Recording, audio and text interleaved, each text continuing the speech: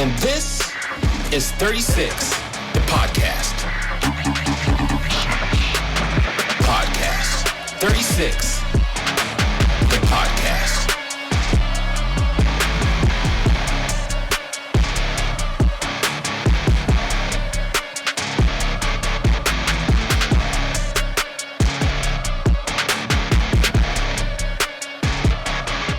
And this is 36, the podcast. What's up, Fairbanks, North Star Borough? My name is Tilden. I'm Jeff. I'm Sarah. And this is 36 the Podcast. Welcome to 36 the Podcast, where we sit down over 36 ounces of beer, or not beer, as in Sarah's case, at the HooDoo Brewing Company studios in Fairbanks, Alaska, and talk with interesting people in our community. Today, we're joined by someone who's at the center of many big decisions in the interior. Fairbanks North Star Borough Mayor Grier Hopkins. Hello, everybody. Mayor, thank you for grabbing a pint with us. It's my honor, Tilden. Jeff, Sarah, thank you for having me. Yes. We've got some good questions for you today. And but before we get into the meat and potatoes, as we do always with every Saturday cask, we're going to do a taste test. So today's cask is, let me get my picture out real quick. It is, IPA conditioned with pineapple juice and 2 ghost peppers, I believe. yes, it's an IPA conditioned on organic pineapple juice and 2 chopped habanero peppers. So go ahead, Mr. Mayor, and grab one. And okay, so you guys probably noticed something different too as well. We're missing Brandon. Brandon, he's out setting up moose camp today. So good luck to him and his family on this year's moose hunt. But in his place, we have the one and only Miss Sarah Nicholson. How are you doing? Good. I'm doing good. And so we've had Sarah on before, but she was on prior to us going into the video format. So you heard her on audio. Now you can actually put a face to a voice with the video podcast. So thank you once again for joining us. I'm excited. Okay, so let's go ahead and get this taste test out the way. And I see that you've sipped already. And what are your thoughts?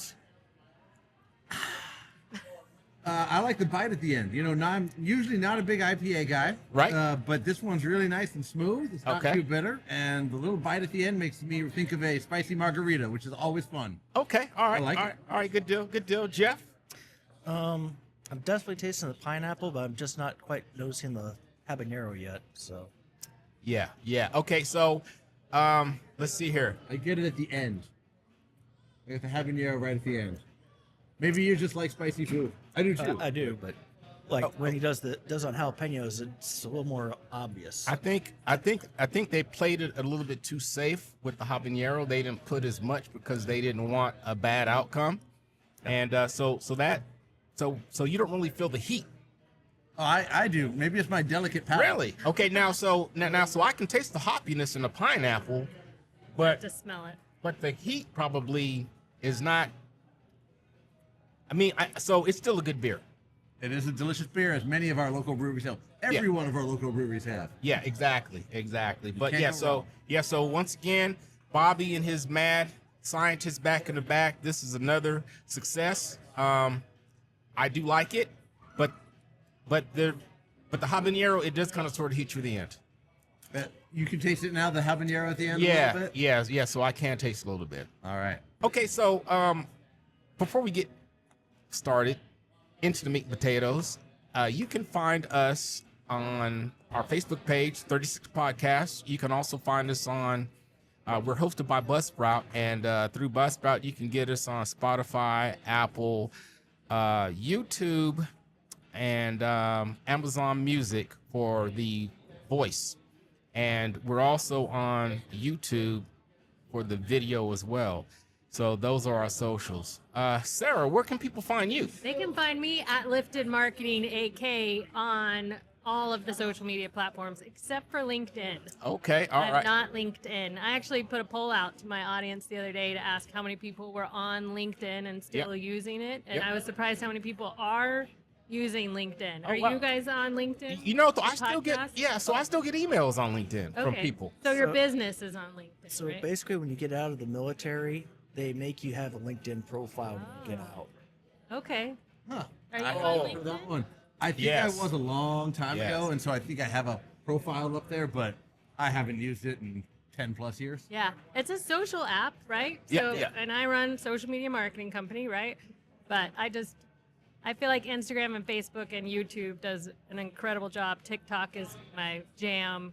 Nice. I haven't found a use for LinkedIn yet, but Nice. Fairbanks nice. is still good on its really old school Facebook. it really is. I appreciate that Facebook, about yeah. our town. The Fairbanks, Alaska page on Facebook is where you're gonna find yeah.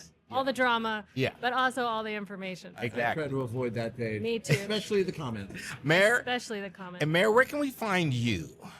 The easiest place to find me is on Facebook, like I was saying. Okay. Just Grier Hopkins right there, Grier. Okay. If you ever need to get a hold of me, you can message me there. I will respond. We also have our Borough Facebook page. The Fairbanks North Star Borough is on there.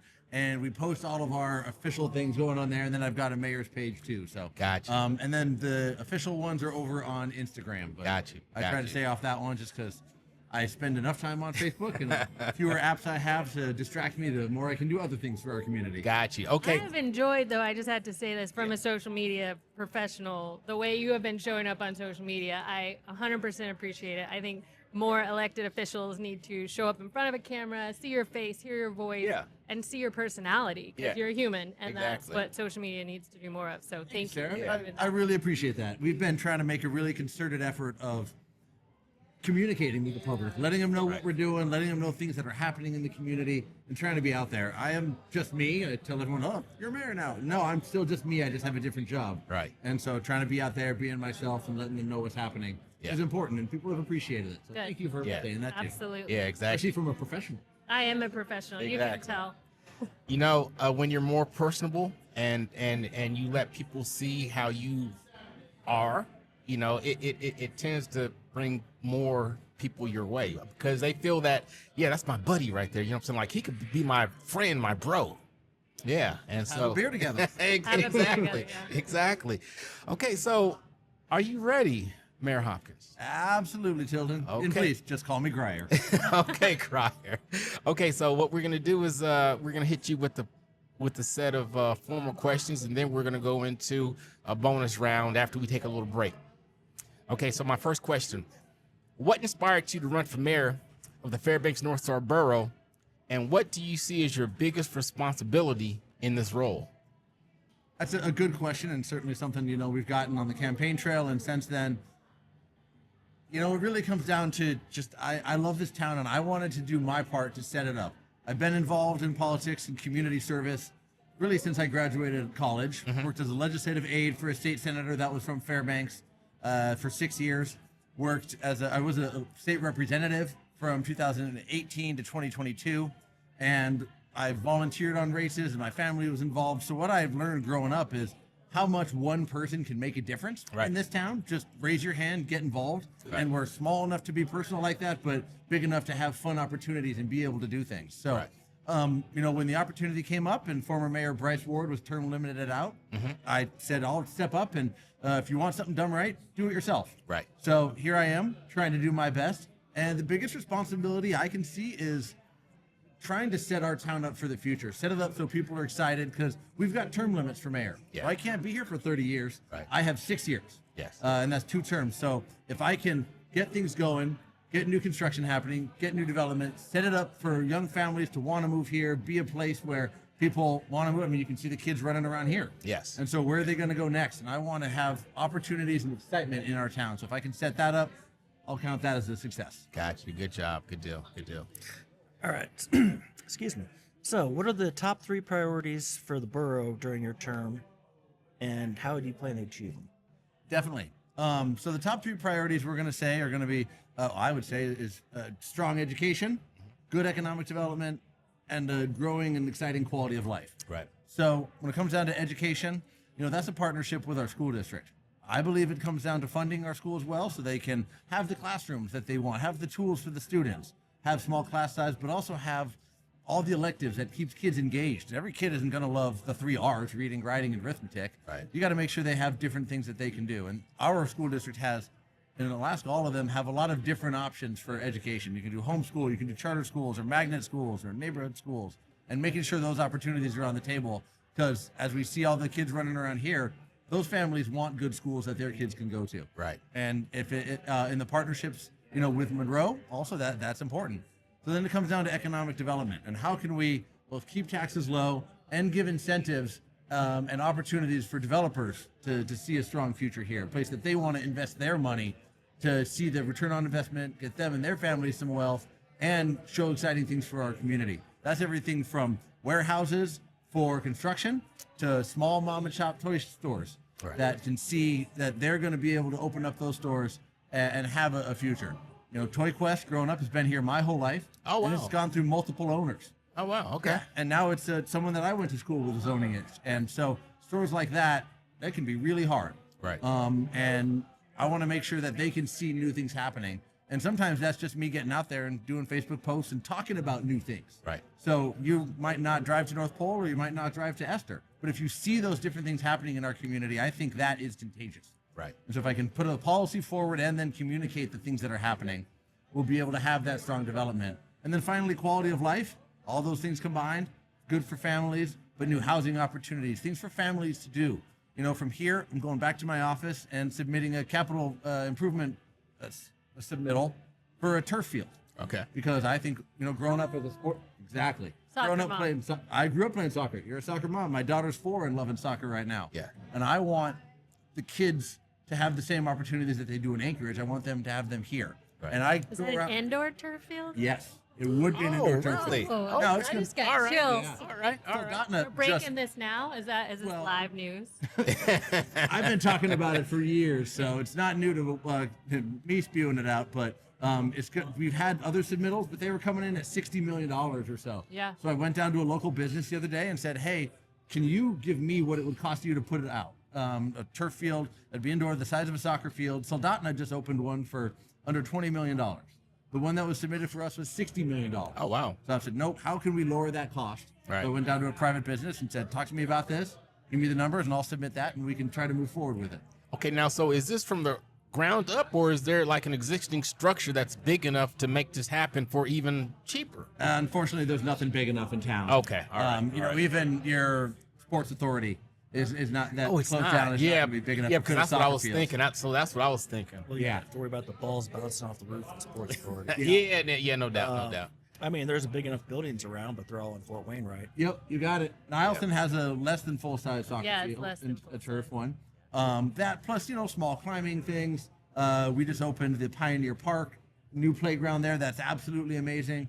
Every year we improve one of our 24 small parks around town, and then making sure we maintain our facilities that we have too. So, we're not worrying about having to close Carlson Center or Big Dipper or the library for maintenance or something. We're staying up on top of that. So all those opportunities for families is the kind of quality of life that I'm looking to try to move forward on. Good deal, good deal. I feel like this is cheating. He's like really good at being on a microphone. Like It's all good though. no, Yeah, I'm yeah. impressed. It's I'm a pro. I've done this twice now, so I have a lot to compare this to. Well, that's fair. If you look back and you compare it to the dance you taught me and my wife for our wedding dance, for our I first did dance. tell Tilden about this. I was Yes, hoping yes. Christina was going to come. You guys could maybe show them a little snippet. Yeah, but yeah, because fine. you used dance. to I like still dance AK I or still something like dance. that. Slay AK. Slay AK. So whatever happened to Slay Slay AK? I know we're COVID. segueing. I'm sorry, because we segue We a lot. segue. Yeah. It's a button. You have the button. the No, segue no, button no. This today? is the new setup. Oh, and that's and fancy. and Jeff is happy It that was we got part rid of the of. drinking game I came up with. But Oh, really? Yeah, so Jeff is happy that we got rid of that other one. You didn't like the wah wah wah. Yeah, nah, he didn't. Yeah, he didn't like that. I should bring it back though because You I could should bring it actually back. because I could link it in series. I feel like Just for that like, feature. he's so good on the Yes. microphone that we need to like take it to another level for him. Shall we break so I can no. connect? We have limited Jeff time. said no. Okay, all right then. Jeff all right. loves when I come on. He's like, oh, damn it. That Sarah goes back. It's all good. Stick to the questions, Sarah. All right. Speaking of sticking to the questions, Sarah, here's my question for you, Grier.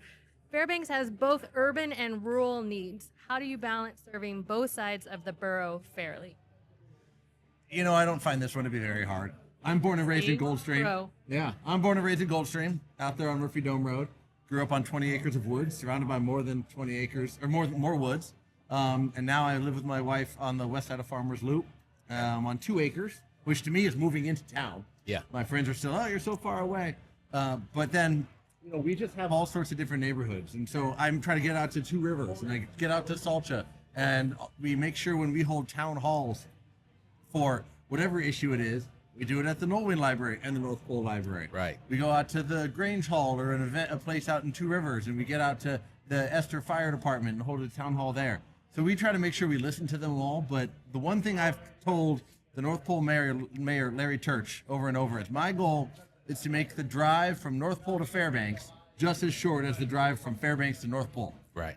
No, reverse that. I want to make the drive from Fairbanks to North Pole as short as it is from North Pole to Fairbanks. Yeah. It is yeah. short. Yeah, I know And what you were saying. Thank you. I appreciate that. Yeah. And so trying to make sure you are putting different projects in different areas and not concentrating them there and making that in any one place and making a concerted effort. Right. Is sort of what it takes. And we've got assembly members from all across the borough, the city, North Pole, all the way out to Chena Ridge and Two Rivers almost. So making sure you have a diversified voice and you're not listening to any one community is really what it takes. But living here my whole life, you just know that it's a big community the size of Connecticut. So listen to all the different places and and make sure you're not concentrating on any one too much. Okay, so wait a minute. You just said that the Yeah, Fairbanks that's North Star news. Borough is the size of Connecticut. Yes, sir. It's Boom. bigger than that. Boom. There you I'm go. gonna fact check this. What do you guys are- No doubt. No Official doubt. fact checker.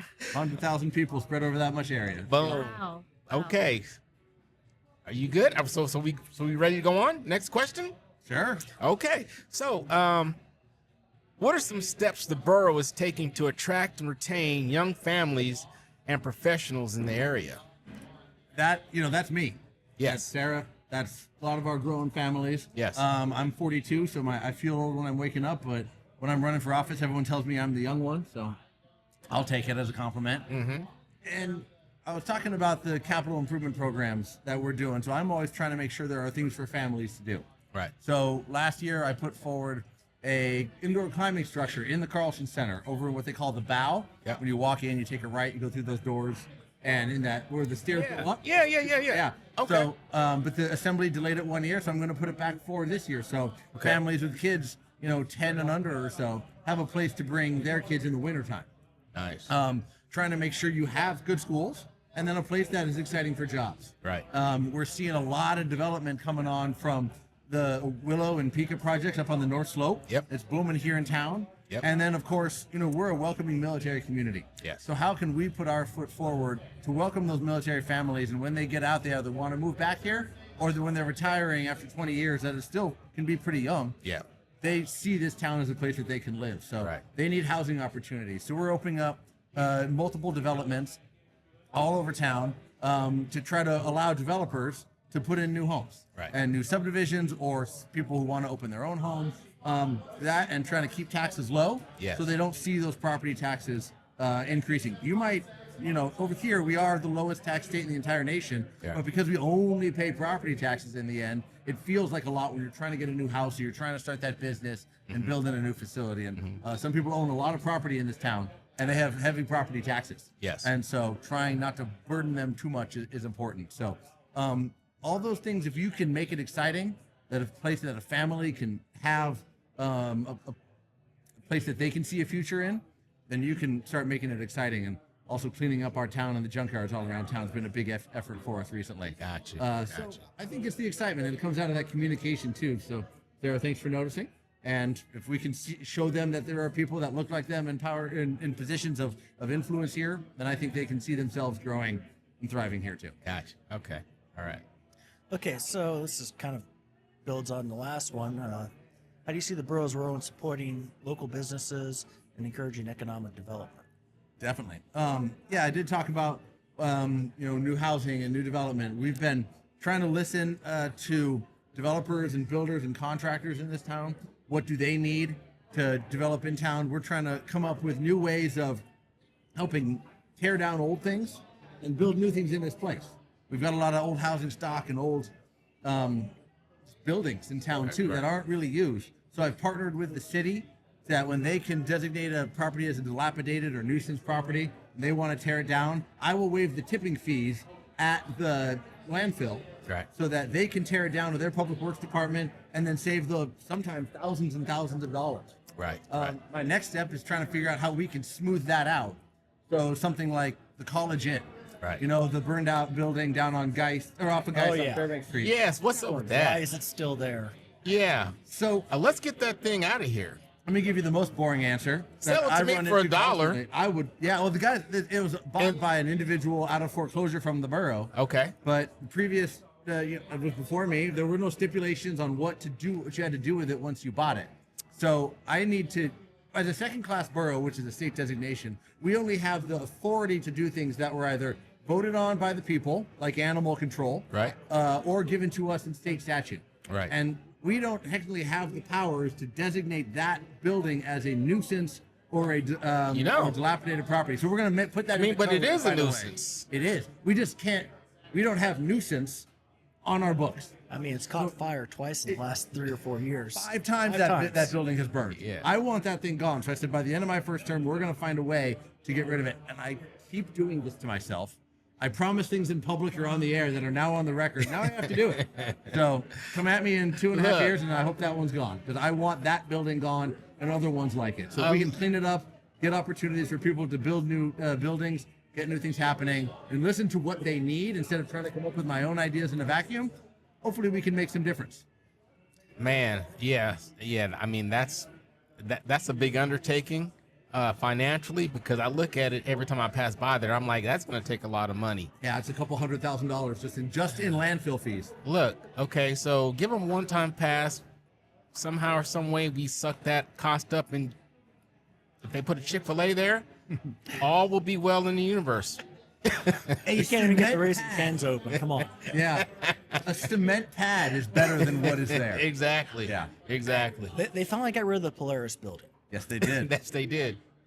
So that's like our next thing is the college. Which I watched it every step of the way, and it was remarkable going by there each day or every other week and seeing the progress. Because when it first was like before it started, I'm like, there's no way they're gonna be able to do this right here. I mean, but they did it though, and they are doing a darn good job. Yeah, yes, they Yeah, did. Now, yeah. what do they do with it next? Going to be the big question. And A Parking a garage. Chick-fil-A. No, they need a parking garage downtown. He's really into Chick-fil-A. It's all What good. about or what's it called? Raising Cane's? I was gonna say, Yeah, here's it's- coming. Oh Raising Cane's. yeah. Everybody's waiting. Okay. So look. Fairbanks, North Star Borough. Everybody who's responded on my Facebook link, it was a joke. I have been What to did Raising you say? Cane's. I've been to Raising Cane's before, and never mind. I'll There's just a let it picture go. of him But driving it was up a the joke. drive-thru It where was a there's, like, joke. practicing. No, I saw that. Yeah, For when they it was finally a open. joke. All right. I've been to Raising Cane's before. I know the deal. It was a joke. Are they opening? Do we know? I don't know. Nobody knows. People post on my Facebook page, "Hey, when's Raising Cane's opening?" Like, I've heard so many rumors. Like yeah. I'll go find my magic wand in the drawer and I zip zap don't that care. one I open. can't eat a darn thing there, so I'm okay if it doesn't open. They do have good sweet tea, and as a Southern, I appreciate the sweet tea. Have you ever been to Bush's Chicken in Texas?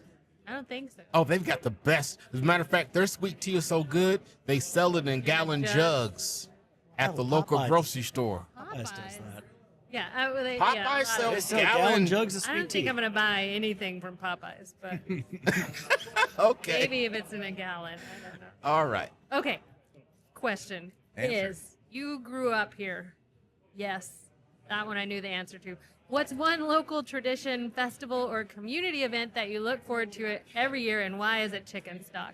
Did I do that? right? Boom. There you go. I've Feel never free been to answer. Chicken Stock. Really? Yeah. Oh, you have to go. I haven't know. gone either, but I feel like You know what? should I be haven't there. gone either. Really? Have you gone? Next year. But we're going next year because plan. we've got some because we have an in now. Okay. Yeah.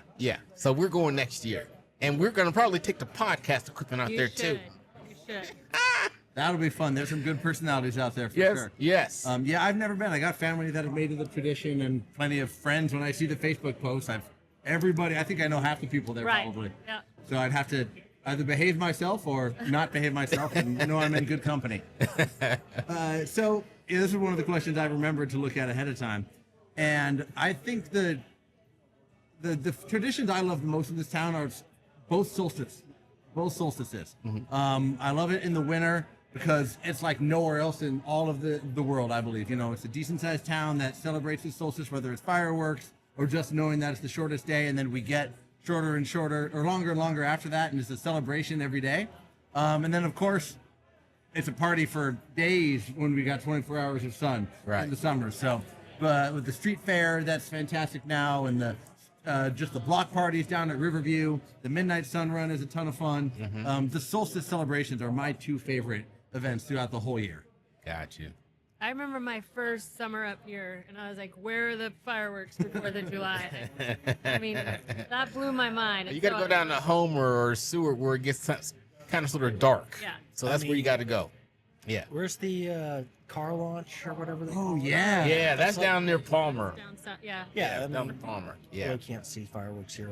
No, I even no. banned fireworks this year. I was mayor, no fun. But we were in the middle of fire season. It was awful. I'm glad that, Well, the further south you go, you can, because Ketchikan. What? No, Or Juneau. No. So every 4th of July we take an RV trip somewhere, and so the years where we were in Homer and the year we were in Seward, 11, 12 o'clock at night, It gets dim. it gets dim, but it was good enough to see the fireworks and they actually had a firework thing going on. But yeah. I feel like you can just get on social media and see like your lower 48 family Yeah, firework pictures. exactly. And you're good.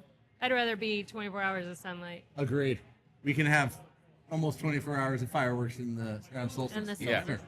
Yeah. Exactly. 21. There is some dusk in there. Somebody should do that, although the dogs would be really mad. They'll get really expensive. That Yeah, would be it would. very expensive. One little like firecracker, one little Maybe like spinorama. every hour or something. There you go. Yeah. You got to love the interior, though. I do. You got to love the interior of Alaska. I am our town's biggest cheerleader to a fault. I love it. Homer is my second favorite town in Alaska. I thought I was the best hype man for the interior, but I'll give it to you though. There we go. Yeah. I am constantly I'm sending my friends houses that are coming on the market that live outside that I'm trying to get them back. Yeah. I'm asking people what do they need for jobs and finding them back, finding them jobs and opportunities and saying, here's one. Yeah. We just hired an assistant borough attorney. And I reached out to the guy on Facebook who grew up here. Yeah. And I said, hey, you ever want to come back? We've got a job here. And 6 months later, he was here. Right. Now they're having a baby in the coming months. Nice. And going to start their family here and move back. So I'm nice. doing my best every day. All right. So this next question probably hits on something that's probably near and dear to the people who you're influencing or trying to coach back. Energy and heating are always critical issues here. What solutions or projects are you exploring to make energy more affordable and sustainable for residents? I think I know some of the answers to this one. I think it's going to be the next major boom. I hope so. We've been waiting for that boom for 60 years. It's been in the talks for 60 years? The gas line's been in Yes. talks longer than the pipeline's been running. Yeah. Whoa. So, don't hold your breath, but you always have to be making sure you're ready and you're trying to do everything you can to make that gas line happen. Well, so I was at the Chamber of Commerce meeting when it was talked about, and it seemed like it's going to happen. There's been 4 governors in a row that have signed those agreements with people from in Asia and countries and businesses in Asia. Yeah. But it does feel like it's a little closer now. Yeah, it does. But every time we're pushing it, we're able to build on the shoulders of what people did last time. So eventually, if it's going to happen, it's going to happen. You just have to make sure it's economic for Alaskans to get affordable energy, not just cheaper. Right. But and then you have to make sure the line is economic too. So there's a lot of things that are outside of our control that are going to move that along. But we are pushing, we're planning, we're trying to start what's called our Tiger Team. That's right. a tradition here. We're trying to get that started for the gas line. I was at a meeting or dinner at the President's with the company and talking to them about what they need from us. But there is gas being trucked down because I saw the one post, that big new truck with the big elk like gas. Yep. And he was and they trucked down a whole truckload of gas. So we've been trucking gas up from Cook Inlet for 30 years. Okay. What was Fairbanks Natural Gas and is now the Interior Gas Utility. Okay, and in gotcha. September, for the first time ever, Alaskans are going to be getting gas from the North Slope, and that starts here. They're going to be driving it to us. Okay. To Gotcha. fill our interior gas utility lines. Yes. And so that means we have a much bigger capacity, but it's still trucking. It's still not a gas line. So Less efficient than gas. yeah, less efficient, more expensive, all those things. Got you. But We've Okay. tripled our number of customers in the last 6-8 years. Got you. For that, so that's big. But we also have to, look at what we can do right now, and that's more energy efficient programs. So how can we get the energy efficiency program that the legislature used to run to just make your house more energy efficient, which is an important program that's basically throwing cash at making people's houses more efficient. Right. But we also just increased the different change out programs we have. So wood stove change out, so you can change out your wood stove to gas, Right. or from diesel to gas, and Right. we can give you up to $15,000 in a rebate to get that going, which can be a big help when those costs continue increasing. So those things, we are working with the Interior Gas Utility to get grants to expand the gas infrastructure lines, Right. and trying to find new places to increase those changeover opportunities, because there's a lot of people on the gas lines that haven't switched over yet, businesses, homes, and so we're increasing how much they can get to switch from diesel to gas. Right. And just trying to find those ways to help people lower their cost of heating as we continue to push and work towards a natural gas line. So I know. So last year, at my first attendance of one of those Chamber of Commerce meetings, the young lady, I stood up and I asked a question. I'm like, "Well, are you going to come up to Chena Hot Springs Road?" And I will be the first customer. I will pipe it straight to my house, and I will be your first dedicated customer to switch from diesel to natural gas. Yep. I was asked. But she said, don't ever expect it because of where I'm located and the logistics of getting it up there. Where I used to live in Goldstream Valley, you would be able to see the spur line come from the big line to Fairbanks. You could see the spur line through a GVA outage and or the GVA right of way, but they're never going to get gas out there. Oh, because wow. it's got to come all the way into town, clean it out, Yeah. depressurize it, and put it back out into the facilities. But when I gave my State of the Borough presentation at the Chamber of Commerce, I was asked the question, what can we do as a community to prepare for the gas line? Right. And that's build a market. Okay. Make sure we have enough infrastructure, because the broader area that we can spread the tariff, the cost of the infrastructure Right. between, the cheaper our gas is going to be. So Right. we're talking about how do we get Eielson and Wainwright onto gas. Right. Because that's the biggest base load customers we're going to be able to get. Yeah. If you and me and 17 other people Right. can get gas, but well, maybe not you, Tilden, sorry. Wah, wah, wah. Yeah. But if you can't See, get that's the why we big need that button back. there you go. Exactly. Yeah. If you can't get those big baseload clients, we're not going to get big bites at lowering that tariff. So those Right. are the things we're talking about now to make it cheaper and more affordable for every Fairbanks. Okay. house. Well, for Wainwright at least, this much I do know, they have no use for gas unless they switch over from coal to gas for their power plant, because they use the heat exchanger off their power plant to heat the entire base. Correct. So there's a EIS out right now, environmental impact statement, to decide what that new power plant is going to look like. Because that power plant is old, just like all of our coal plants. Lowest cost of power and lowest cost of power, but old facilities. So is it going to be diversified heat and power around the base? Or is it going to be one new coal plant, one large gas plant that can then continue to spread that heat and power around? So Right. you're right, but that's in the works at the federal level. Okay. Okay, so for there, they'd be better off making a new coal plant for their standard 24-hour run, and maybe some gas turbines for peak hours. It might be. I don't know if the cost of power is what the Department of Defense is looking at. I have not looked at those EISs and what they value in it. They don't have very many coal plants left around the country on the different bases. So it's all natural gas for the most part, Right. At the different bases around the entire country. And so we're just a little blip of a coal plant. And so it might be cheaper, it might be easier, but that's what they're looking at right now. We've got a coal plant or Yeah. a coal mine just down the road, Yeah. and they've got railroad that brings that coal right to their doorstep. So Right. the system is there. But if we can advocate for something that would also help the entire community, That would be a benefit to us all. Right. Big topic here in Alaska is infrastructure.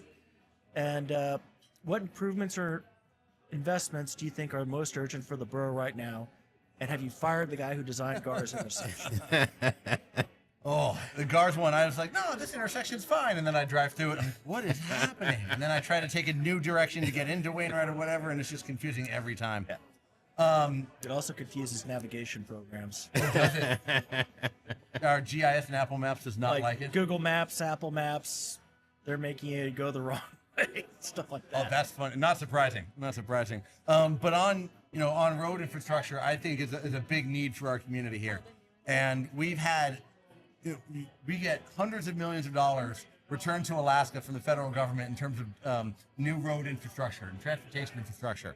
We have a special formula in DC that allows us to get the best deal of any state in the nation for our infrastructure dollars. Right. And so we need to make sure we are getting our State Transportation Improvement Plan, our STIP, submitted on time, and the legislature and the governor working together to get that money through, because right now we are $600 million short of infrastructure that should have gone out this year. And if they can't work together in this coming legislature, we're not going to see it on the ground next year. Oh, what does that mean? Those are jobs we're not going to have. That's improvements on the Dalton Highway that we're not going to have when we're building that gas line this coming year. What traditionally funds these projects that are now in a deficit, find themselves in a deficit? So I mean, so why didn't it exist in the past, and why does the deficit exist now? Oh, Tilden, it has existed for decades. Okay. Ted Stevens and Don Young did a fantastic job of getting a very good formula when they were our congressional delegation that made Alaska and other rural states having 10-1, well, actually 9 to 91 match. So 9% of a project is all we have to pay for to get these $100+ million projects going, and the federal government pays the other 91%. And so when the governor vetoed out $60 million from this last legislature, the budget they passed in May, we put at risk $600 million in federal money to build these projects. And so those projects that should be on the street next year are going to be really important to make sure we've got the opportunities to keep trucking gas to Fairbanks, to get the infrastructure for Willow and Pica up to the slope, to get those projects on board, and keep companies like Flowline right here booming. Out of the laborers 942 hall, there was Union Hall, there was expected to be 80 people working on Willow. There are 200 working there right now. On those new projects. Those are Fairbanksans and Alaskans that are able to get to work up there. And if the haul road isn't maintained, it's hard to get those projects moving. So that plus the conformity freeze, because we did not have our air quality improvement plan in place until just now, like within weeks, we can now move forward with that Steese Johansson overpass, not funky intersection, a normal overpass. The bridge over the Chena flood control project just on the other side of Badger Road. The Cushman Airport intersection that's going to be widened and improved and take down the old abandoned Drop In. Colorado there. And then there's one more I'm forgetting. I think it might be the state wants to redo once again the bridge over Chena Hot Springs for the Steese Highway, and those because they want to redo it. Yep, because it's not big enough or wide enough for the big mining trucks to get through. So in order to keep those going, the state wants to redo that pretty new bridge. And Wow. Ouch. Okay. So projects like that is what's going to help us keep moving forward. While it's not new roads, and I love new roads, it's going to smooth things out, put people to work, and make our intersections safer. Right. Okay. I'm just trying to think about how they redo it for the mining trucks. They would need a better radius on the off ramp. Yeah, it would be the problem is the traffic circle's too small for a double. And the weight load on that bridge isn't big enough for those really big trucks. They don't have to cross the bridge. They go down and out, but that's not what doesn't work well. So I was gonna say they don't cross the bridge to get to docks. Right. So you need to, if they can make the bridge stronger, and you can't. I don't think you can do these traffic circles without redoing some of the bridge. I don't know exactly. I haven't looked at those plans, but that's one of the other projects I think was in that air quality conformity freeze. And now that our state improvement plan, our SIP, has been approved by the EPA, we can move forward with those nice big projects. But as I talk about, projects delayed from last year, projects delayed from this year, a gas line, those new projects that are going to open up because our air quality is in conformity. That's a lot of work. Right. It's going to be happening next summer. Do we have the workforce that can even start working on those? And if we get a gas line, do we have the housing? Do we have the infrastructure to bring in all those jobs? Do we have the laydown yards for the pipe? Do we have the railroad in a place that can get the pipe onto the truck and move it through? A lot of things to plan and look forward that this community could be booming in the next couple of years. And like I said before, if we can be excited about it and I can communicate that, it'll be a good place for economic development and good place for families to start too. So all these things tie back together. Yeah, you know, and going to a lot of the Chamber of Commerce meetings. So I've only been here 7 years, but being active in that part of the community, I get the feeling that if this is a go, it's going to be something similar to the boom that happened back in the 60s and 70s when the oil line first came through here. So it would behoove people to, to do the necessary planning in order to be prepared for it. Absolutely.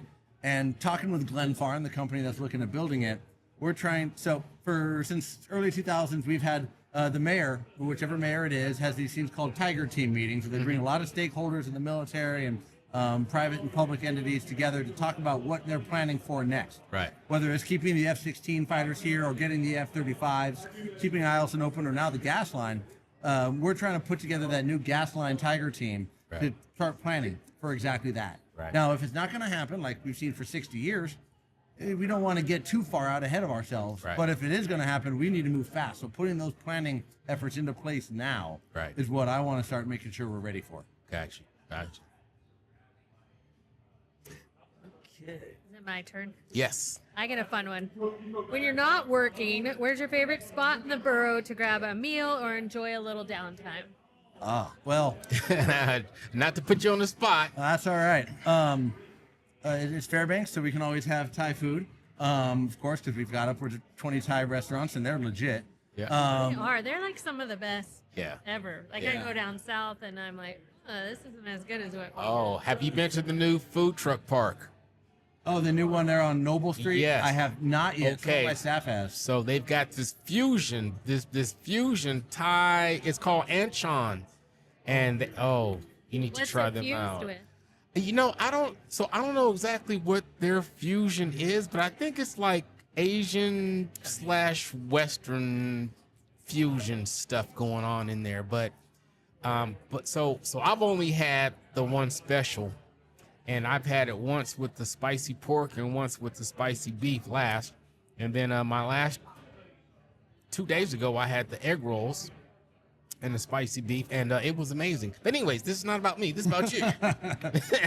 But a good reminder that I got to get down there to end a line and see what food trucks they have. The inside seating area is superb. It looks like it. Yes. Yeah, we were always wondering. It's really cool construction using the Connex trailers to build that up. I love a good deck in the summer. So if I can go to the greens, the golf course on Farmers Loop, the pump house, or the Botel. Yes. Those are the places I really love. Or anywhere I can get it out and run around with my daughter is going to be fun. And so sometimes it's just at home on our deck. Yeah. But those are the places that I love here in town in the summer. And if it's wintertime, sometimes it's just family around the dinner table, or it's going to be the library. I love the library. If I can get out for a date night and find some grandparent daycare, we're really lucky on that one. Right.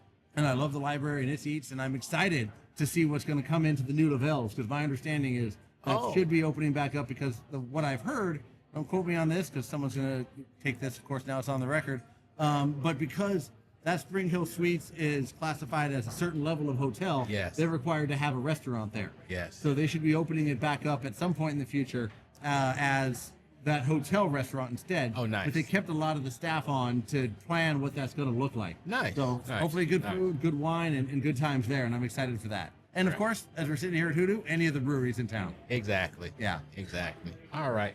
So,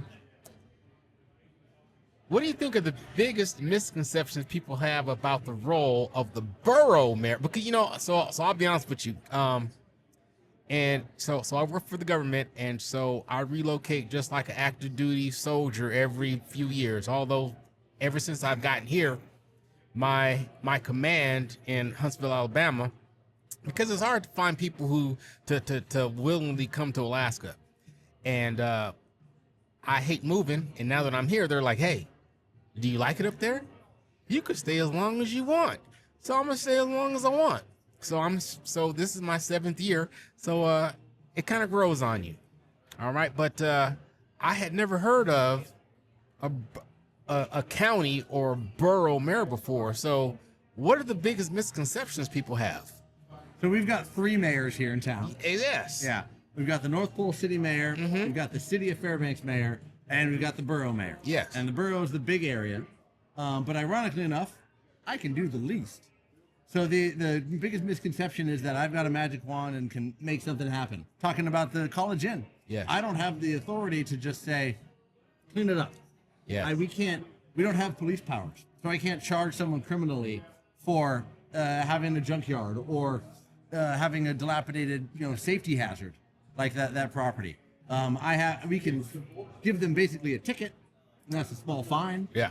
But we have to go. It took us 8 years to get through 6 years to get through all of the citations, all the fines, and then all the courts to clean up that property on Badger that we just cleaned up. Oh, wow. Yeah. Good Lord. But we're trying to set a precedent and smooth out that process so we can do it faster in the future. And so us just not having that magic wand to be able to do things is really what the biggest misconception is, because honestly, I of all the 3, I have the least powers. Oh, okay. Yeah, I know. And all of a sudden the podcast got really boring. I didn't say that. We didn't say that. No, so I thought that you were like the CEO of mayors is what my impression was of the borough mayor. Now we've got so we do all the planning and zoning. So if you want to do something new on a property, you go through the borough. Okay. If you want to build an apartment building where there's one house, you got to come to us and change it from single family to multifamily. Okay. If you want to change, build an industrial facility on something that's in a residential neighborhood, you've got to come through the planning board, the planning commission, the borough assembly. And so that's in or out of city limits. Yes, that's us. We do that everywhere in all the municipalities here. Got you. And we do the trash outside of the city limits. And we don't do fire, but we've got mutual aid agreements. It's a really funky setup. And of course, we've got 103 road service areas that we work with. Gotcha. We don't have road powers, so I can't build a new road. Oh, Yeah. okay. Interesting. Okay. It's on me? Yeah. Oh, it's on Oh, me. No. Oh, yeah. That was just a short answer. Okay, cool. So, how do you plan to keep residents informed and engaged with borough decisions? I guess I go back to what Sarah was talking about and trying to be outward facing and communicative with what we're doing. And that's the little mayor's minutes that I try to do once a week or so. That's a big deal that's new and people are seeing. We've had some of our videos, the happy ones, about the Iditarod, had over 1 million views. I've got a lot that go over 10,000 views, and in Fairbanks, that's a fair number. When the fire season was going on full force this summer, I was doing 2 updates a day about what's happening and where that fire is and what the progress is to try to keep people up to date. And even if it's in Haystack, a neighborhood where a lot of people don't have internet, other people in town can see it and share with their friends out there. And then we started an email newsletter. And that's the first email newsletter any mayor has ever had here in the borough, and that's a small thing. Yeah. And, I am always willing to talk to somebody no matter where it is. Yeah. Whether it's here at HooDoo over a beer or Fred Meyer's as I'm picking out the best pineapple, I am happy to talk to anybody. Right. So that open and honest communication is what I'm trying to make myself available for and just keep people used to that. So those new channels, because it's important for people to know what their local government's doing, and it's not always been the best. Right. Yeah. So I mean, people like to be informed, and people like transparency. Yeah. So anything that you can do in order to fulfill both those requirements, I mean, that's always an added plus. I think so. Yes. Winters here are long. Do you have a go-to hobby or activity that keeps you grounded during those dark months? I'm trying to get my daughter out skiing a little bit. I was never a cross-country skier growing up. And your daughter's how old? She's 4 now. Okay. All right. Yeah. All right. And we got out teaching once. young. Yeah, absolutely. She Yes. got out once last year. I got out once last year. I threw a giant temper tantrum when I was 7 years old when my mom tried to take me out skiing. And after that, she was like, forget this. Go play soccer or basketball or something. So I didn't actually pick up cross-country skiing until I was in my late 20s. Right. And that's fun. And I had 5 knee surgeries by the time I was 20 from sports injuries, so I never picked up downhill skiing. Right. But my hobby that I have, and it's summer and winter, and is playing Legos. Yeah. I like to build Lego sets. Oh, really? Yeah, that's my stress relief. And when my Okay. wife found that out when we were dating early on, Christina was like, that's the healthiest thing I could think of. Yeah. So I. Okay, so and let then- me guess what all of your presents are. Every Father's Day, birthday, Christmas, something Lego. Yeah, you got it. Yeah, there's yeah. a lot of them. And Yeah. she gave me, Christina gave me permission to buy all the Lego flower sets. So Those we've, are really cool. They Like, are. super intricate. Yeah. Yup. Much easier to keep alive. yeah, exactly. They're always pretty and everything. See, I see what you did with Yeah. that. Yeah. That was Yeah. a good one. That's a good one. That was a good one. So she's got a dozen roses of Legos in her bathroom. Yeah. Like, they just came out with pink roses. Very Oh, nice. no. Very nice. That's awesome. Yes, she knows what she's doing. Yes, Boom, I'm an easy buy. boom. Okay, so when your time as mayor is done, what legacy do you hope to leave for the Fairbanks North Star Borough? Like I started with, I want to make an exciting town. So if I can make a place that I want to live when I'm done with it, that's what I'd call that a success. Yes, A place that my daughter says, I want to go to that new playground. I want to go to that new pool or the new water slide. yes. That's exciting. When people come up to me and say, I'm going to go to this new park, I'm excited about our schools. I started this new business. Yes. If I can hear that from people and see that excitement, I'm going to count that as success. Nice. I'm not going anywhere. I'm going to keep living here. Yeah. But I hope I can see that when I'm done. Nice. Okay. Well, so Fairbanks North Star Borough and all of our listeners. Now, so there's a bunch of countries out there. There's a bunch of states out there. Thank you guys all for tuning in. If you want to, go ahead and chime into our Facebook page and let us know, hey, I'm from this country. 'Cause I think there's like 20 something countries out there that are watching this podcast. So thank you guys. But if you are still around, this ends our formal portion. And our next portion, we're going to do something new. So we're going to do a rapid fire, and that's going to conclude our second section. But before that, we're going to take a little break where we got to do a refill, and we'll be right back. Peace. Fairbanks, North Star Borough, how you guys doing? Thank you guys for coming back for part 2 of the segment. We're going to wrap this one up. And before we go, though, we're going to do what's called a rapid fire. But before we get into the rapid fire, one more time, you can find us on our Facebook page, 3060 Podcast. You could also find us on the usual suspects, Spotify, Amazon, Apple Music. Sarah? You can find me on Instagram, Lifted Marketing, AK, actually all the socials except for LinkedIn. Boom. And Mr. Mayor. Grier Hopkins on Facebook, Grier, or the Fairbanks North Star Borough Facebook and Instagram pages. All right. So, having said all that, are you ready for part 2? Absolutely, but I'm going to have a question for each of you when I'm done. So that's my turn to turn the table. Okay. It's So, happening. I did not sign up for this. exactly. I didn't either. Okay, so this is called rapid fire. All right. So we're going to rapid fire you a couple of questions and then we're just going to let it go. All right. So what's your favorite HooDoo beer style, lager, IPA style? Year round is Kolsch. Okay. I'll take my Balkans or the Oktoberfest coming up, but Kolsch in general. Okay. Yeah. So I'm a Kolsch guy myself. Cheers. All right. I think this is not something you should ask somebody, but first pour. Do you remember the first beer you ever had in Fairbanks? Oh, I'm going to guess it was something really cheap and really bad. Or stolen out of my parents' liquor cabinet. Yeah, that's pretty much common Yeah. for most people. Something like Busch Light or Natty's, or Yeah. Yeah. if your parents are like kind of bougie, Bud Light. There you go. Yeah, like Yes, I vodka remember that I mine. put the water back in. I mean, Yeah. don't do that, kids. Yeah. Yeah. Dream pint partner. If you could share a pint with anyone, past or present, who would it be and why? I think somebody down on 2 Street during the pipeline building days. Those stories are amazing. So whether it's one of your madams, one of your bar owners, Just one of the people down there who was a regular to hear some of the stories about Fairbanks in the 70s when it was epic. Yes, exactly. Good deal. Okay, so best local food to pair with the HooDoo beer. It's Thai food. Oh, okay. All right. Easy peasy. Okay.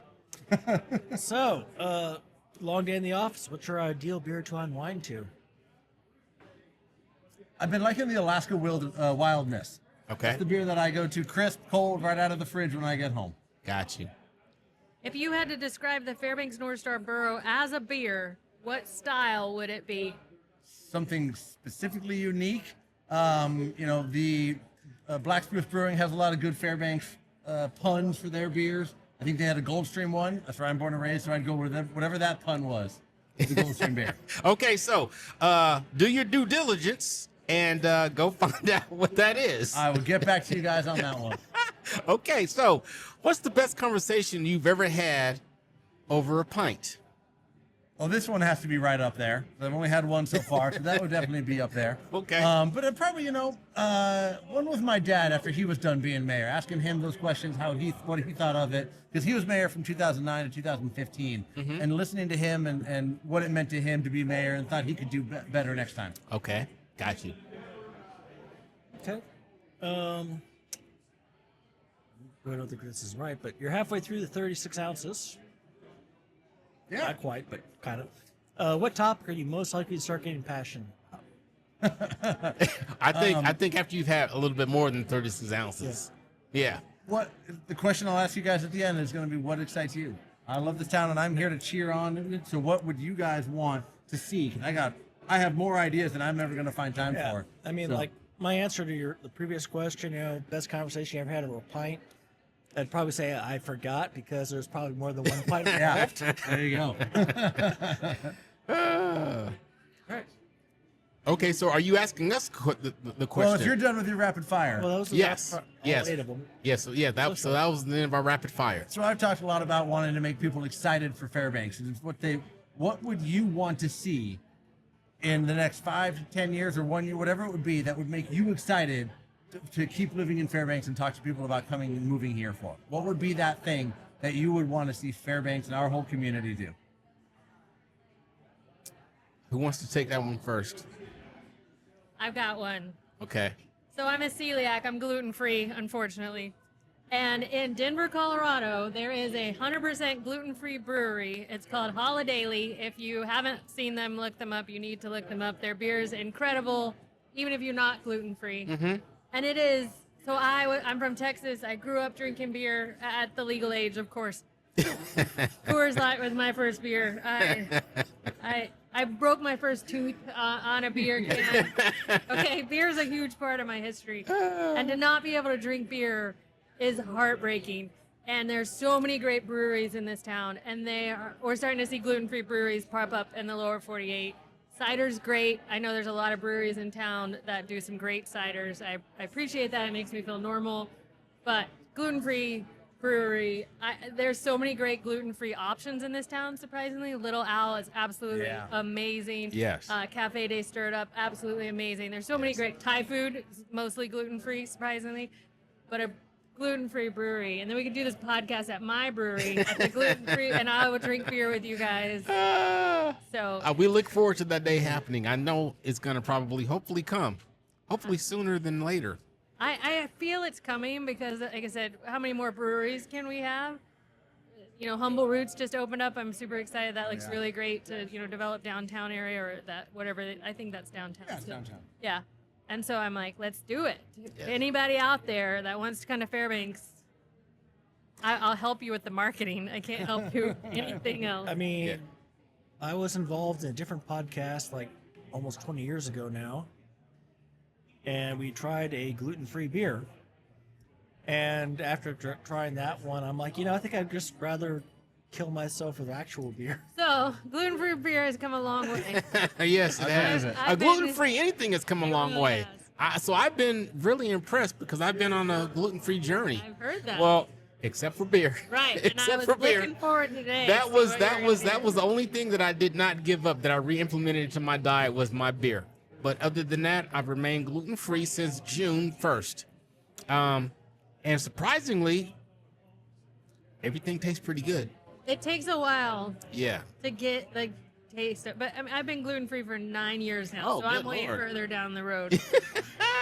And we have a I'm thing just in our the house. infant. I'm just the infant. Your baby. Yes. Yeah, yes. we have a thing in our house, like because my husband says I'm no longer allowed to say things are good that are gluten-free. Because you kind of get used to the taste and you forget. Hey, shout out to Les. What's Right? up, Les? I Yeah. love your commercials, sir. And so I have 4 cans of this beer, and because every time I go to the lower 48, I buy the cans and I fly them back home with me. Yeah. You would be wildly impressed how good they are. My father, avid beer drinker, loves local beer, loves local brewed beer. Like I said, we did grow up on Coors Lot, but we've gotten better. Our taste buds evolved. How do you say Coors? Coors Lot. Coors Lot. Is that Coors Light? Coors Make sure I heard that right. Rocky Mountain Heard Piss that. water? Yeah. Yeah, we did grow up, and then we breweries started popping up, and things got better in the world. This beer is that good, I promise you. Right. Okay. So what part of the South are you from, Victor? Dallas. That's not really the South. That's Texas. That's Texas. Look here. Who shot JR?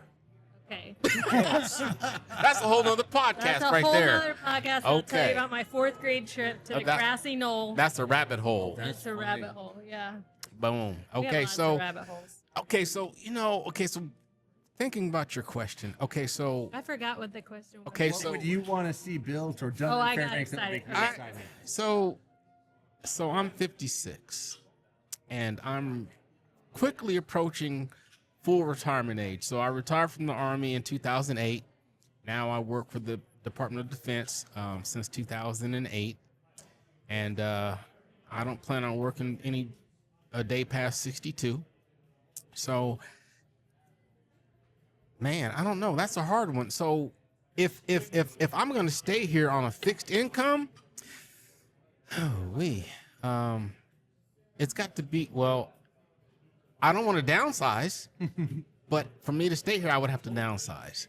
I don't want to downsize. So I would like to see it be a little bit more affordable, property tax wise, veteran incentive wise, something. All right. Yeah. Yeah. Well, I'll start working on seeing what I can come up with. But Yeah.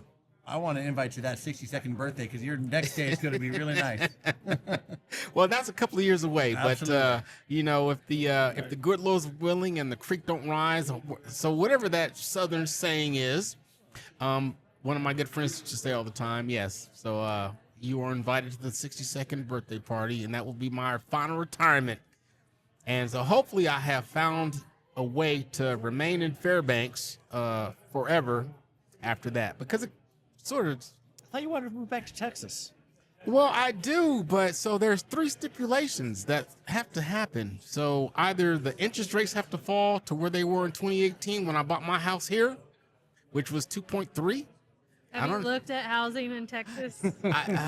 See, and there you That's go. why I'm still here that and my husband, but Or I get enough equity in my house to buy my forever house in Texas, cash, or I get promoted. If I get promoted, I don't have a choice. or your podcast takes off, Yeah. This will be the one that brings in all the new That's pictures. it. Exactly. I'm just going to say, as the housing in Texas, my brother retired from the Air Force back in 2018, and he bought his current house in 2019. It's like 3,300 some square feet. Mm-hmm. And you can't buy 1,000 square foot house here if you were building it new for what he paid for that. Absolutely. Oh yeah. New price, new house here. And the thing that's really annoying is the fact that houses up here, why would you build a house without a garage? Because, plugging up a garage is something you would want. Also, why isn't every parking lot in the state builds them for small cars instead of the vehicles everyone drives? Because at this point, I bet 50% of the vehicles on the road up here in Alaska are a 6-pack pickup truck. The small ones have the 4.5-foot bed, but you got the 6.5-foots and the 8-foot beds. Why would you not build houses to that standard? And like I say, a new build house here, $500,000 if for like a single couple that doesn't plan on having kids. Oh yeah, supply chain and building season is prohibitive here for sure. Okay, so we're gonna segue. So we're gonna keep on segueing. Okay, because this is what gets me about up here though is okay. So is there really a push to go all electric vehicles up here? Because it's not gonna work. It's not gonna work. You should No, do there it. is not a push. Okay. I just want to get that out there because I'm like, I'm like, if I was living in Seattle or San Francisco somewhere, yes. Not even Seattle. Yes, man, bro. I was on a business trip in Seattle, and there were so many freaking So many. Teslas. So many. Yeah. And then I went to this one mall. And you enter the parking lot of the mall, and the first thing you see is like, rows of Tesla fast chargers. I'm like, Yeah. man, I really want to. Yeah. Man, I really want a Tesla, but I can have one up here. But the thing is about Teslas, you're not going out of town. No, Yeah, you're I not. mean, they have the charging ports along the highway now. Yeah, but how long do you have to stay there to charge To up charge. to complete your Yeah. next leg? It's Yeah. a case of, I just ran out of gas. I mean, up here you're going to be waiting a couple hours, but someone can bring you like a can of gas. You know, I was talking And to you a can start it up soldier. again. So I was talking to a soldier at the PX that has a Tesla, and so they could make it from here to Anchorage on $10. However, when they get to Healy and they charge, it takes them 2 hours. They got I was to gonna sit say. there for 2 hours in order to complete the trip down to Anchorage. I'm like, well, I mean, that's awesome. That only takes $10, but good Lord. But how Are, many are people? they counting the charge at home with the GVEA? What's that? Are Well, they counting their electric cost to charge the thing here? Oh, I don't know, bro. It still comes out way cheaper than gas. I know, and I've asked people who would do it, and they've done the calculations. I don't remember them because I'm halfway through the podcast.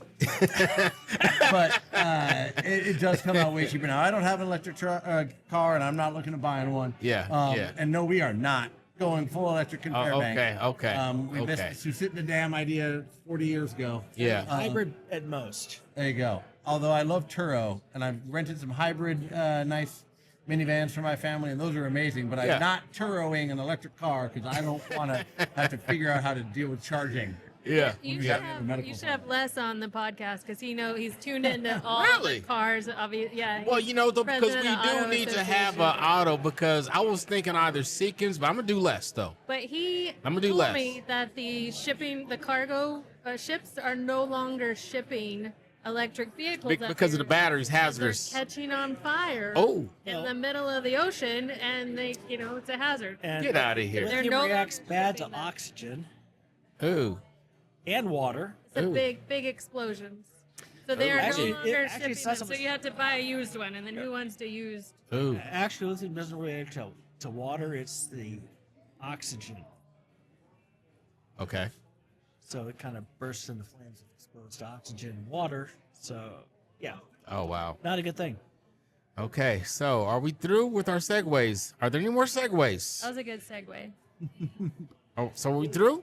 I'm good. Without one for now. Okay, because I'm about to end it if we're through. I mean, you only had one question. Come on. You haven't answered it yet.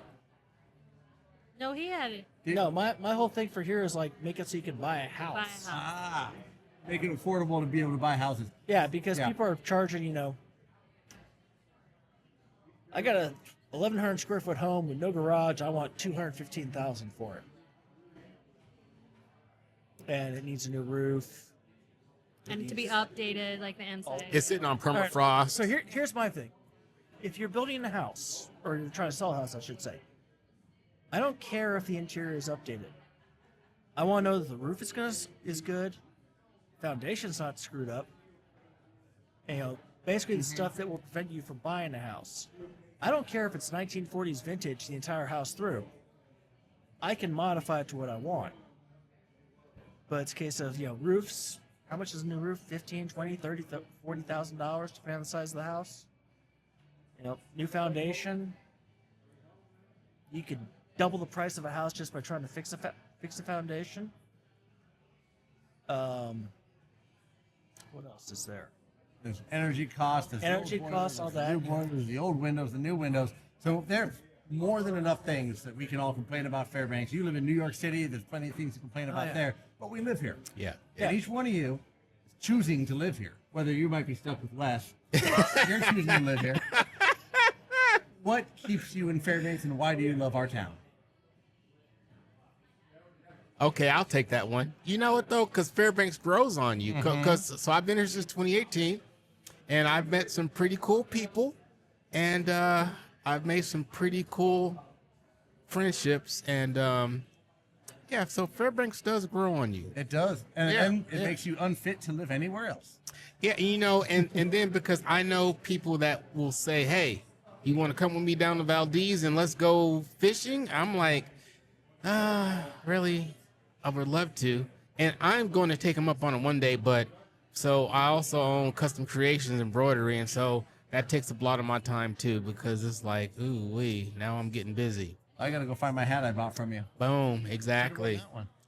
Yes, well, with the Alaska license plate, Yeah, that's an FBX. leather patch. Yep. Yes, exactly.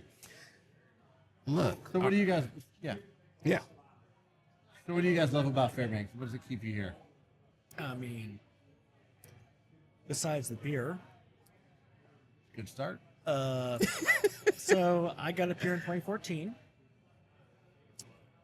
coming from Fort Bliss in Texas. So my first year here, I was wearing a jacket for a lot of the time because I'm coming from 110 during the day to 70s, and by the time I got all adjusted back to cold weather again, I got out of the Army in 2018. My brother got out of the Air Force in 2018 also. Except I did it in March. He got out of the Air Force in July. He was stationed at Herbert Field in Florida. So I flew down for his last flight, and I could not go outside in the daytime. How do It's people too live hot. like that anymore? Yeah. And he keeps Yeah. trying to talk me into moving down to Texas. I'm like, no, dude. Humans can't live there. Yeah. Yep. Our norms render you unfit to live anywhere else. Yeah, Become again. accustomed to them. And so before Sarah, before you go, so I just want to put this out there to the Fairbanks community that are listening to the podcast. Okay, so if you haven't caught on by now, Jeff, he's our single friend, host. What? Are we pimping him out? Right And Apparently he's trying no, that's so just watch how this flows. He's a vet. He's looking to make his first home purchase. If you guys are in the know of a good location for this young man to purchase his first house with a garage for his motorcycle and his truck, please send us a message on our Facebook, 36 the podcast, and we'll get that to Jeff, and let's start him on his house hunting adventure in Fairbanks, Alaska. Really? Young? You're the one here older than me. Whatever, but you're younger than me, so you're young. I mean, I got 5 years on. Yeah, I'm 42. I'm 43. There you go. I got 4 on you. Okay, so go ahead. If you got anything, I'm a sixth generation Texan. It's been very difficult. I've been here for 11 years now. Raising children here without grandparents is really difficult. I think one of the things that I've enjoyed about here is there's a lot of opportunity. So if there wasn't something that I needed, I've been able to create it. So I'm a dancer, obviously. I started my own dance company. My children needed great childcare. Right. So I became the director of Fairbanks Montessori School to ensure that institution stayed open and kept going. I was able to lead through COVID and make sure that it was able to remain open and people could go to work and children had a safe place to go to school. And then I recently started a marketing company, it's been 3 years now, because I saw an opportunity that we needed some more marketing help in this town, and so I appreciate the amount of opportunity up here, because I feel like there is still a lot of growth that needs to happen in this town, and we can't change the weather. I agree, Tilden, find your friends, find your community, find a hobby, whatever it needs to be. And if it's not here, then I think there's so much opportunity to build what you want up here. I wish it was a little bit closer to the lower 48 in times when I'd like to get out, but I miss the interstate. I miss the interstate. Right, You get on the interstate on the 4-day weekend and you go drive see your through 8 grandparents states. or whatever. Yeah. Yeah. I miss that. That's hard, but my parents are actually moving up here next year. What? I know. It's What? wild. From Texas? From Texas. They're retired. Get out of They wanted to here. come to the big state. They wanted to come to the big state. Yeah, lots of Texas jokes is so we can make. small. So small. So They're coming to I'm Fairbanks, I know, Alaska. in their retirement age. So now I'm like, all right, healthcare. We got to make sure. Ooh-wee. There's some great. Look, I need to get my parents to do that. No, I'm like, it's a little. My kids are 10 and 12 now, so I'm out of the help me stage. But I'm excited to have them up here, let them learn a little bit of different lifestyle. Nice. That's really exciting. Yeah, Nice. it's really exciting. Nice. I feel supported, and I'm excited to have them up here because I think that's all you can do is build what you don't have. And so I didn't have family up here, and now I'm finally, after 12 years, getting family up here. So. Okay, so Mayor Hopkins, I see what you did, sir. I see what you did. You flipped the script on us. Absolutely. You- Ending on a positive note. Oh, you became the interviewer and we became the interviewee. Okay, all right. So I'm going to go back real quick. 14 countries, 103 cities. Singapore. What's up, Singapore? Hey, It's a city state. whoever you are in Singapore, chime in, send us a message, Are let you us know single? so we can. Jeff is interested. No, not that interested. So we can send you a shout out personally. Let us know who you are in Singapore. Rockland, Maine, Tampa, Florida, Union, Jersey. Let us know who you are. But on that note, Mayor Hopkins, thank you for sitting with us here at HooDoo Brewing Studio and sharing both your vision and your stories. All My right. pleasure. It's been All right. absolutely wonderful. And if you want me back, I'll be here. Yes, we'll definitely have you back, and Sarah will definitely have you back as well. Cheers. All right, so this has been 36 with 36 ounces of good beer fuels good conversation. Thanks for listening, and we'll see you next round. My name is Tilden, I'm Jeff. I'm Sarah. I'm Grier. and this was 36 the podcast, and we are out. Peace. Podcast 36.